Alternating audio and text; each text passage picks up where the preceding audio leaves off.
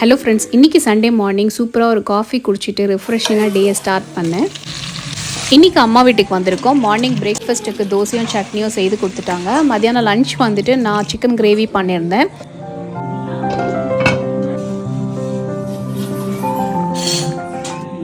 அதுக்கப்புறம் carrot onion போட்டு ஒரு சாலட் பண்ணியிருந்தேன்.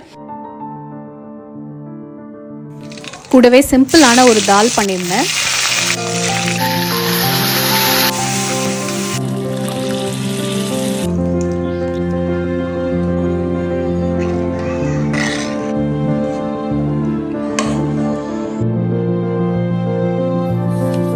இந்த தால் ரைஸோட சிக்கன் கிரேவி வச்சு சாப்பிடும்போது அல்டிமேட்டாக இருந்தது. அது கூடவே சாலட் வேறு ரொம்ப ரிஃப்ரெஷிங்காக இருந்தது.